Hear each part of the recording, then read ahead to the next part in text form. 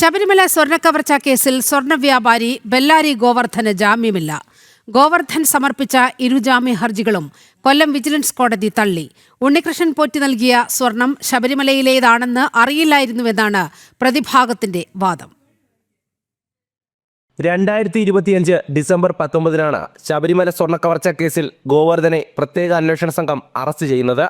അറിയപ്പെടുന്ന ഒരു സ്വർണ്ണ വ്യാപാരിയാണ് ബെല്ലാരി ഗോവർദ്ധൻ. ഉണ്ണികൃഷ്ണൻ പോറ്റി ശബരിമലയിൽ നിന്നും കടത്തിയ സ്വർണം ചെന്നൈയിലെ സ്മാർട്ട് ക്രിയേഷൻസ് കമ്പനിയിലെത്തിച്ച് വേർതിരിച്ചതായാണ് SITയുടെ കണ്ടെത്തൽ.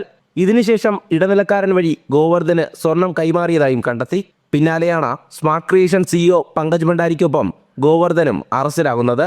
ഉണ്ണികൃഷ്ണൻ പോറ്റി നൽകിയ സ്വർണം ശബരിമലയിലേതാണെന്ന് അറിയില്ലായിരുന്നു എന്നതാണ് ഗോവർദ്ധന്റെ മൊഴി. ഇത് ചൂണ്ടിക്കാട്ടിയാണ് ജാമ്യ ഹർജി അടക്കം സമർപ്പിച്ചത്. എന്നാൽ ഇരു ജാമ്യ ഹർജികളും വിജിലൻസ് കോടതി തള്ളുകയായിരുന്നു. ഇനി റിമാൻഡ് 90 ദിവസം പൂർത്തിയായാൽ സ്വാഭാവിക ജാമ്യം കിട്ടാനേ സാധ്യതയുള്ളൂ. കേസിൽ ഇതുവരെ 8 പ്രതികൾ ജയിൽ മോചിതരായി. ഇതിൽ മുഖ്യപ്രതി ഉണ്ണികൃഷ്ണൻ പോറ്റി ഉൾപ്പെടെ 6 പേർക്കും സ്വാഭാവിക ജാമ്യം ലഭിച്ചത് പ്രത്യേക അന്വേഷണ സംഘം കുറ്റപത്രം സമർപ്പിക്കാത്തതിനാലാണ്.